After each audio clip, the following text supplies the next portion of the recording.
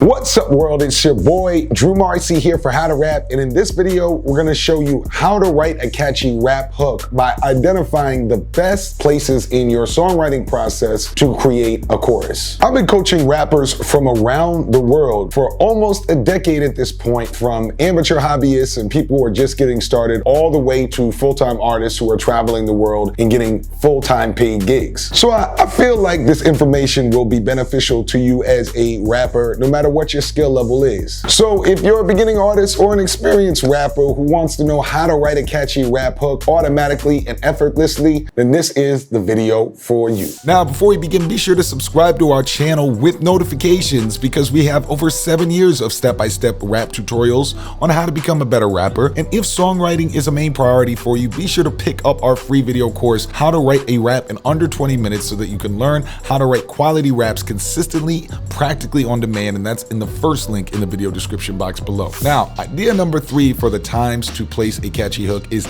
identify where the producer wants you to place the chorus. The first excellent time to write a catchy rap hook is identifying where the producer wants you to place the chorus. And when I say want, I'm referring to the place that the producer has pre-programmed in the inherent song structure of the beat that most artists will likely place the chorus. Now, in a moment, I'm going to show you exactly how producers for major artists like Roddy, Ricch, and Harlow basically musically told the rappers where to put their hit choruses for songs like The Box and What's Poppin'. But for now, understand that the rules are meant to be learned in order to be broken. So don't feel required to place the chorus in the place I'm about to show you. So if you want to know some of the ways to identify where the chorus usually goes based on programming, let's start with tension and release. First, look to the part of the beat where it feels like some sort of tension is released after a build up of energy. To flesh this out, part of the allure of classic song structure, both in pop music and rap music specifically, is the build up of tension and release that comes from the accumulation of energy in the verse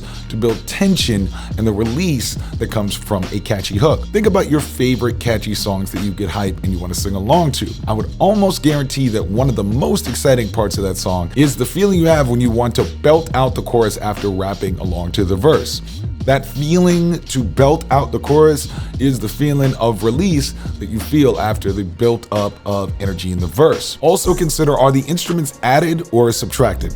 Additionally, be sure to listen in for a notable addition or subtraction of instruments as an indication of where the producer probably expects you to put the chorus. For added instruments to the beat, this usually comes in the form of the addition of instruments like strings or horns to the beat to add to that epic release of tension feeling we talked about. A really good example of this is in The Box by Roddy Ricch.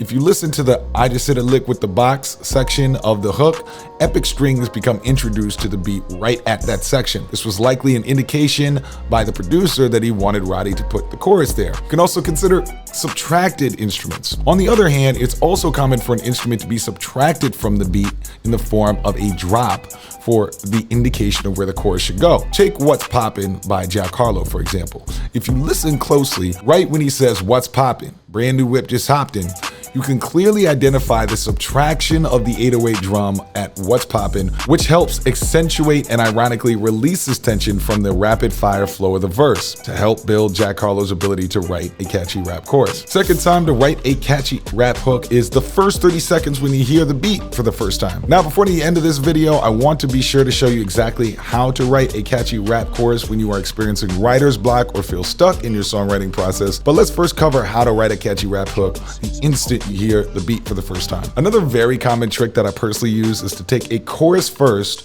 writing mentality so that I run no risk of getting stuck. Think about modern songs when we're talking about chorus first. The first mindset to help along this process is to understand that the vast majority of rap songs in the 21st century first start with a chorus as the very first thing that the listeners hear. In other words, whereas in the 1990s and 2000s, it was totally acceptable to rap an entire 16-bar verse or even just a full minute of rap before introducing the chorus, audience attention spans have shortened, and so they're attuned to expect a chorus within about 30 seconds of hearing the song. Now, you really want to write like a listener, right? You can use this reality to your advantage, essentially.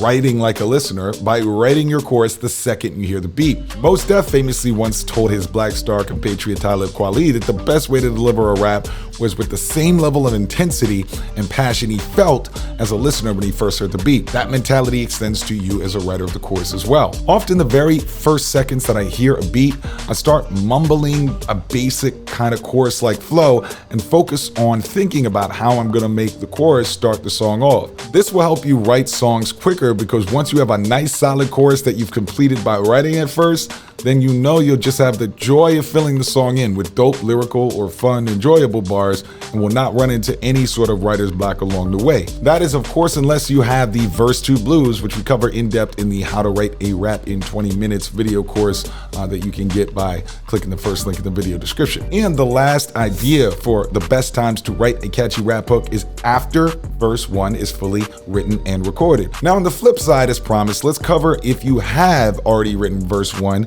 and you feel like you're stuck or pressured to come up with a chorus as good as the verse. Now, my personal hack for this is record what you've already written for verse 1 and get a really good high quality take, and then take the time to write out your chorus after listening into a high quality version of what's already written. The trick here is that, much like the write like a listener concept, if you already have your verse 1 recorded in a high quality delivered take and you are hearing as a listener, then you can experiment with different chorus concepts next to that. Look, you really want to buy yourself time.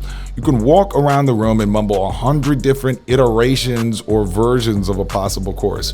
You can record 4 to 5 different possible hooks for yourself. You can go and get some food and come back to it. You can do a million different things in order to land on the best possible catchy rap hook to help make the song great. The idea here is you're giving yourself the opportunity to build the foundation of the house of the song by having your verse 1 essentially fully complete before thinking of the chorus. Sometimes this is the best option for artists who find themselves always feeling stuck or pressured to write a chorus from the very beginning. You can record everything you've already written and then return to what's needed to be filled in. The important thing to remember with all of these tips, however, is write like a listener and land on the chorus that's most likely to get the fans saying, "I like that, let it rock," rather than just the old, "That's cool, you're doing your thing" BS response. Now, before you go, I want to see you in the comments. What for you is the catchiest chorus of the 2010s decade, the decade that just passed? I love reading the comments. Y'all know I'll be hard and I'll be reading, I'll responding. So comment below, what is the catchiest chorus of the 2010s? And be sure to pick up your free video course, How to Write a Rap in Under 20 Minutes, by visiting the first link in the video description box below. See you there and see you in the comments. It's the big homie Drew. I'm out.